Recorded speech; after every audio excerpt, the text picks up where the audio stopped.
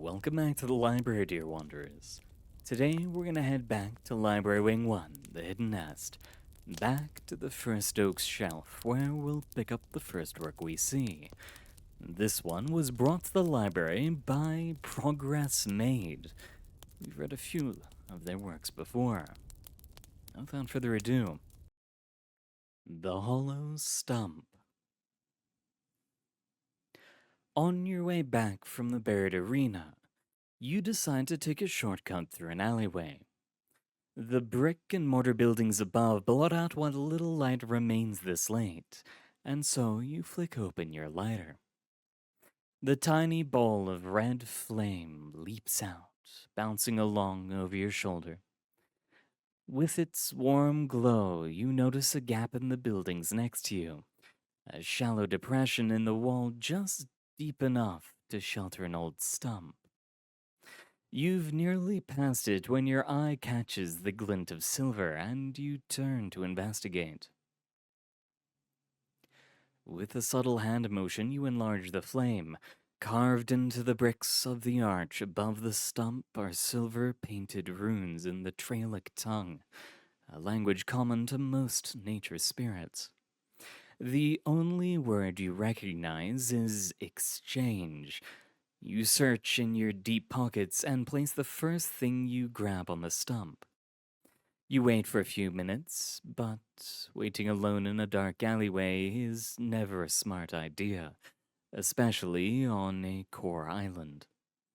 You reach to take your item back, but find nothing there. You shrug and head home, idly pondering what exchange you may have started. That night, your dreams are strange. A fragment of horn. The escape. She went this way, past the statues. A stampede of footsteps rumbled by as Lorena huddled in a tiny alcove between the large statue's legs. Once the noise had gone, she poked her head out, looking side to side down the wide, thick-carpeted hall. Her legs buckled as she straightened out, still trembling with anxiety. While she waited for her tremors to subside, she peered up at the statue sheltering her. Ironically enough, it was a massive stone warrior, spear clenched in a tight fist, face lined with hatred. Lorena sighed.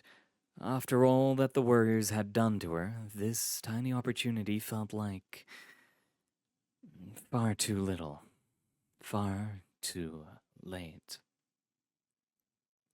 She gathered up her gray skirts and hood and carefully, quietly, crept down the hall. She had never been this far down inside the stronghold. Torches lined the walls, light bouncing across oily paintings of old men in flowing robes she'd never seen. Even down this far, there was the occasional full set of polychromatic armor, making her heart stop each time she saw one from around a corner. So far, she had been lucky that these were long abandoned. Would they call an actual withstander after her eventually if she kept going further? Her shoulders shook at the thought. Her shoes clattered on stone now, the carpet having run out some time ago. The hallways were more cramped, the lights less frequent, and tiny rooms intersected the main hall now and then. Crates packed to the ceiling above lined the walls and filling spaces between round stone columns. Everything was covered in a fine layer of dust. No one had come down here in a long, long time. Lorena's heart pounded. Stopping between the stacks of crates, she lifted the lid of one. Her face twisted in disgust as she dropped the planks with a snap. She cursed herself silently. Too loud. She hurried from the room, back into the hall. She had no idea which doors might bring her freedom, and so she picked at random, creeping around the corner to peek inside. Never did she see living people, though dusty coffins did fill one room, and a yellowed skeleton lay against the corner of another. The hall finally ended in a larger version of those small rooms, with only a few dirty beds encircling a table stained with melted wax. Only a single lantern illuminated the chamber, hanging over an open doorway leading to dark stairs. They twisted downwards out of sight. Lorena reached up and unhooked the lantern, taking care not to spill the liquid light that sloshed inside it. It was the dullest lantern of this kind she had ever seen, and she hoped the spell wouldn't fail on her descent. With each step down, the lantern's glow grew less. She ran her fingers along the rough stone walls as she descended. After so many years, her chance had come, and she'd fled from her tormentors with wild desperation. It was a miracle she'd avoided them so many times within the stone fortress. Though she hadn't heard anything of them in some time, now that she had plunged so deep into the bowels of this complex. At last she reached the bottom of the spiral and pulled open the sagging wooden door that appeared before her. Within lay a room larger than those she had yet encountered, with a massive depression in the center like a huge bowl. A smooth wall, roughly waist height, encircled it, lined with writings she couldn't make out in the dim light. Her lantern flickered and went out. Her pulse raced. She could just barely make out the walls of the room and began taking careful steps. "Greetings, child." The silence was shattered, and Lorena fell back, crashing into the doorframe. The lantern clattered across the floor, cracked and leaking a viscous gray fluid. She shook, arms covering her forehead. There was nowhere to go but back up. She crawled back towards the stairs, and the voice spoke again. "I cannot harm you, child. I am still." Lorena froze. "Though why I would want to, I cannot comprehend." The voice she now realized was coming from the far end of the room continued.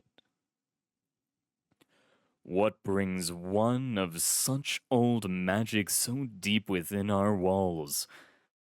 Approaching the room's center, she now saw the suit of armor, kneeling before the low wall on the other side of the bowl.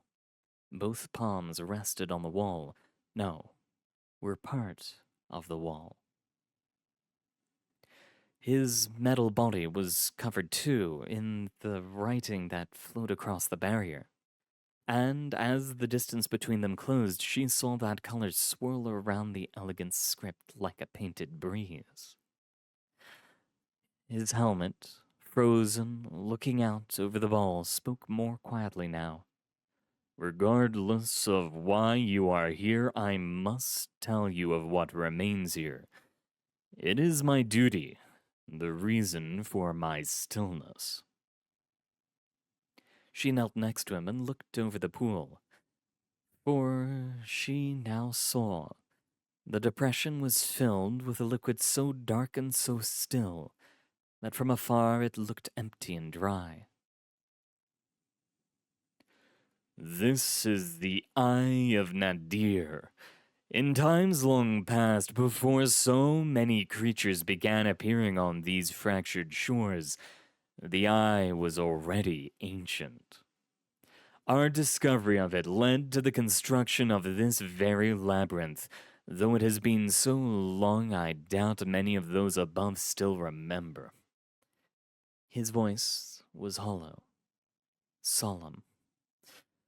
"The Eye connects world to world. Over countless expeditions, we have concluded that there is no way to return once one steps through, and so I was set here to guard and guide those curious enough to wander so deep. My name is Ravon Trevenant, the Night Watcher, and I am yours to serve, my lady." His tone was more gentle and kind than any Lorena had encountered here. She nearly smiled. Though not much good I can do, stuck in a place like this. He laughed, chuckling quietly among the shadows that piled around them. Lorena stood, hood obscuring her face as she stepped onto the low wall. The armor said nothing, though she felt his watchful gaze from beside her. She stood, balanced on the thin wall. Still, the armor was silent. She wondered for a moment how long it had been since the last time he'd talked to anyone. Perhaps he simply didn't know what to say. And then, gathering her courage, she leapt into the bowl. Her heart pounded in her chest. She fell, and all the light faded until she could see nothing at all. Her last vision was the old, cracked helmet of Ravon looking sadly down upon her. Somewhere in last lights is an island, surrounded by deep and dark clouds so thick that only warships can safely penetrate. On its surface are many garrisons, towers, and fortresses that hold countless warriors, soldiers, and scholars. To many, it is known as Dynich, the Stronghold Island. To others, it is simply the Walled. From it, many incredible deeds are carried out, and many secrets are kept hidden within. It is a place of justice, of darkness, and most of all, of power. And many hundreds of miles below it, nestled amongst outcroppings of bedrock and spires of dense obsidian, is the miracle city of Glain. Inverted towers of translucent crystal hang from the underside of the mighty island, many thousands of them coalescing into a chandelier of civilization that clings to the underside of an unknowing enemy. Mighty bridges arch from tower to tower, made of sparkling glass and materials too drenched in spellcraft to decipher. In this city, the old magic runs deeply through every wall and facet. It is a place of wonderment, of healing, and of loneliness. For those who find the city of glass, do not leave it. But somewhere lost in the labyrinth of glimmering lights and flowing mana, a small figure awakens on a stretch of translucent stone. She looks around in awe and tries to pull her hood down in excitement, but it catches on something. She freezes, her hand going to her forehead. For just a moment, her smile outshines the city itself.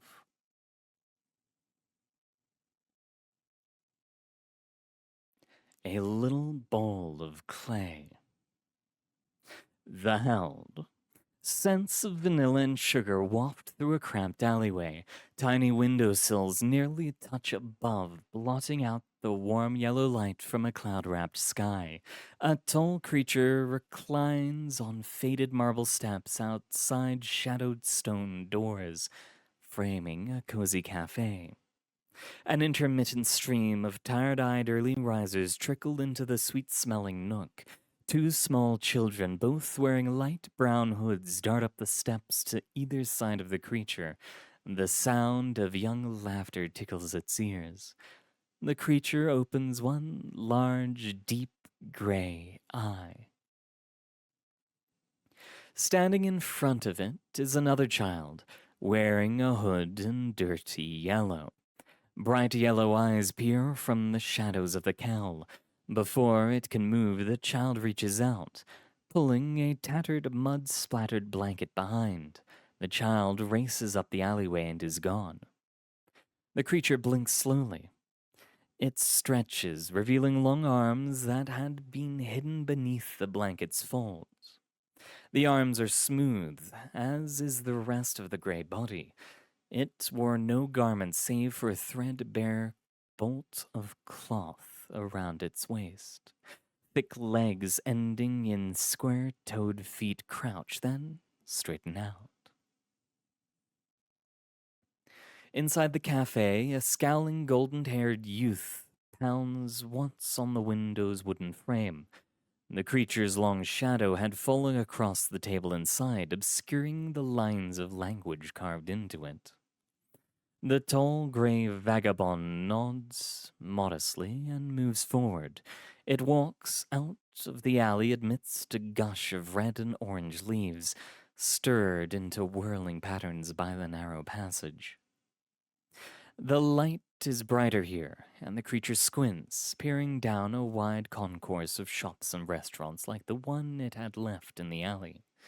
The murmur of conversation grows as it walks down a crowded sidewalk, moving carefully through a bustling crowd. Colorful tarps rustle around its head, concealing piles of myriad wares beneath reams of bright cloth.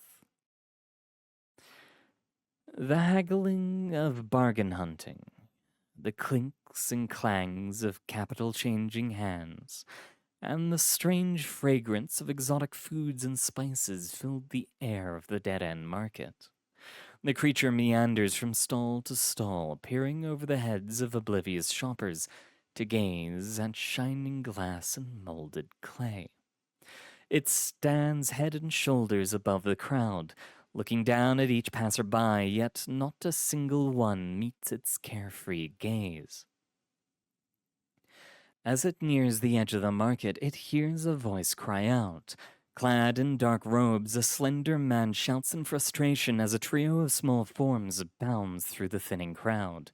He motions furiously with black inked hands, puffs of dark cloud scattering from his voluminous sleeves.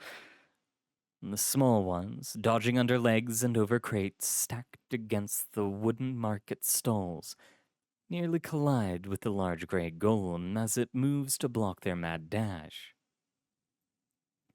Just before the trio is trapped, a mud-splattered blanket is thrown into the creature's face, blinding it. The ragged bunch disappear around a busy corner while it slowly unwraps a familiarly dirty cloth from its head. With a thump, a sudden impact frees the gray tower's face, and it peers down at the dark-robed man. He had collided with the creature in pursuit of the fleeing children. The man, greasy forehead contorted in anger, curses the plotting golem as he stomps off, pushing through the crowd like a dark storm.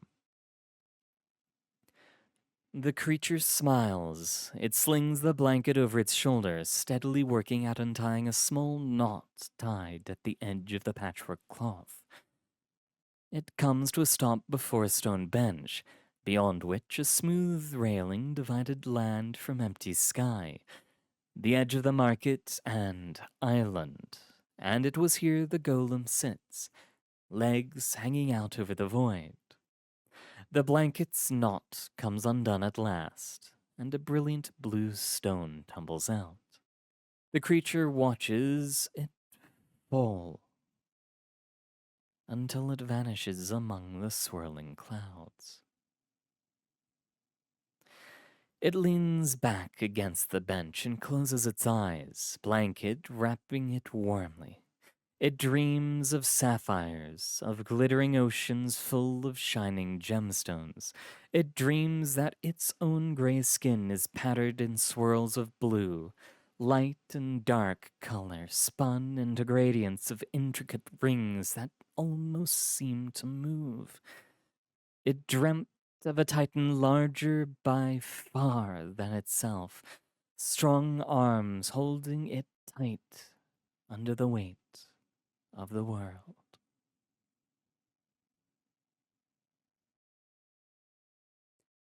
Piece of a seashell. What is given? Do you remember when we swam here? I laughed a little. My footsteps were slow and careful, weaving side to side on the uneven stones of the rocky shoreline. Distantly came the cawing of gulls. A wet wind swirled around us, our thin cloaks billowing out. The night before we left?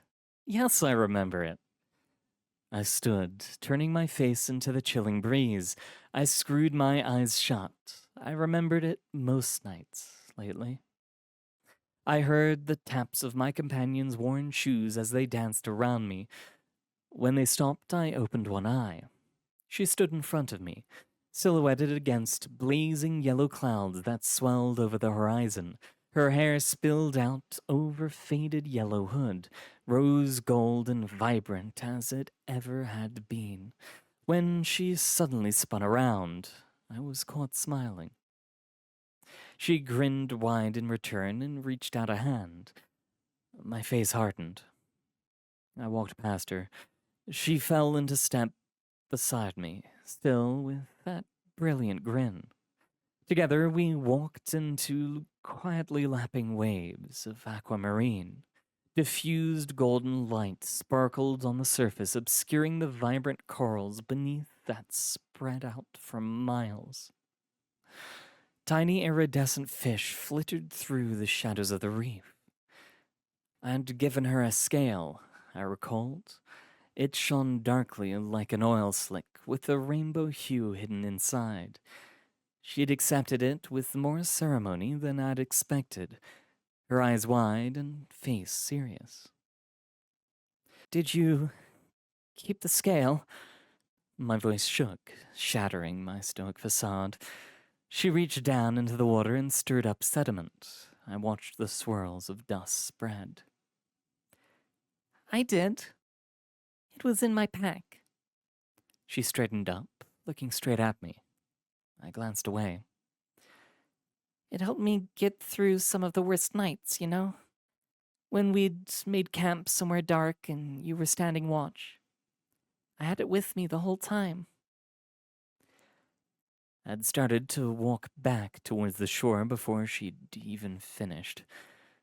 My heavy footfalls muddied the water as I stumped back onto dry land, stumbling on the wet stones. She was next to me before I knew it, as if to catch me. I grunted. Her smile never left, even as I turned towards the gravelly path that led up the shore. Squat stone buildings looked out over a cliff that ringed half the lake. The town we'd grown up in was now a busy port town. They'd changed the name, even. I had trouble getting a ship back here when nobody knew where Stoneshore was.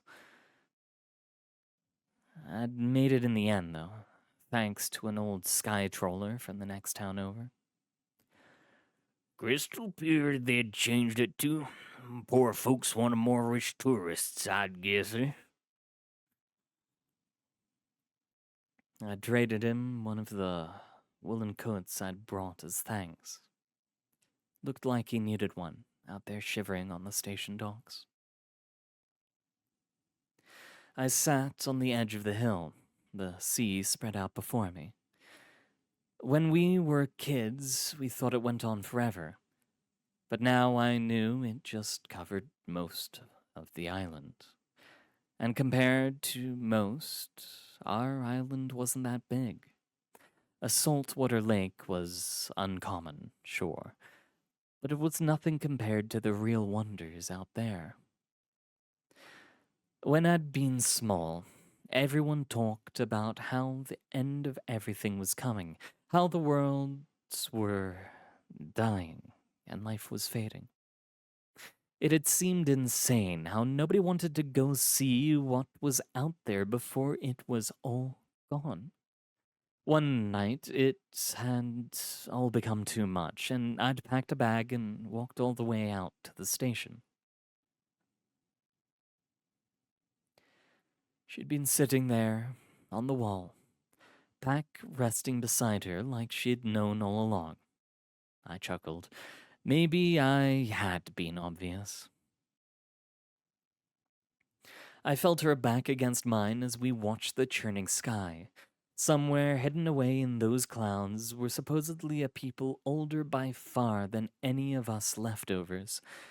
In the ports, stations, and markets of so many islands, we'd heard whispers of the first ones, the ancients. Every rumor was different, but all agreed that these mythical progenitors were still here, hiding in the ever present clouds that enshrined every island. We never did find out if it was true, did we? I mumbled, speaking out loud almost by accident. Her answer came after a while, like she'd been mulling it over. It's all right. It was enough to try, I think. I felt my chest growing tight. Doing this was so much worse than I'd expected. All the things I'd asked before seemed inconsequential, and nothing came to mind when I dug through my mind for more. I stiffened when she spoke again. You don't have to stop because of me, you know.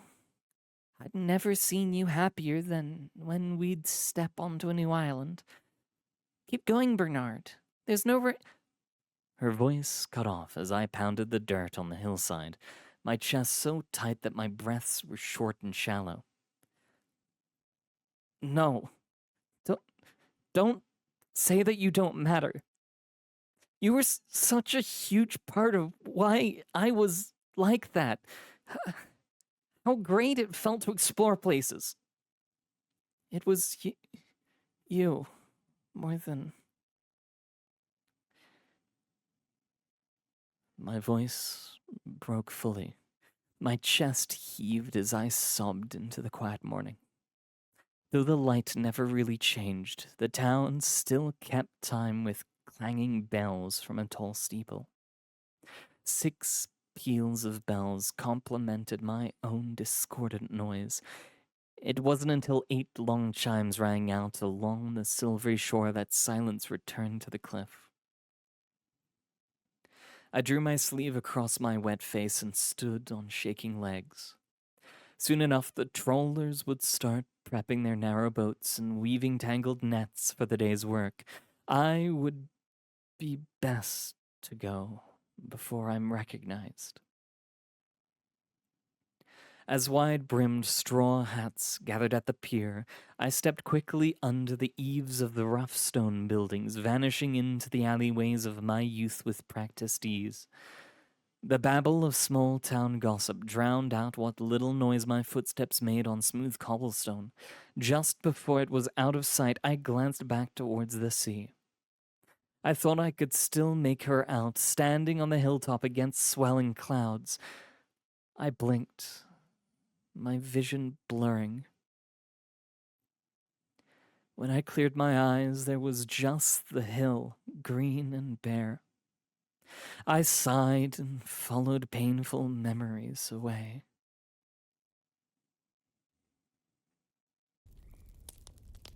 And with the end of those 3 dreams, or possibly memories, or even just stories, we've come to the end of our reading, dear wanderers. Thank you very much for coming. Good luck out there. And I hope to see you all next time.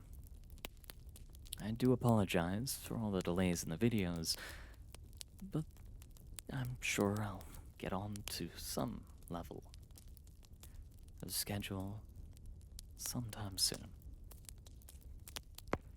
Hope to see you all next time.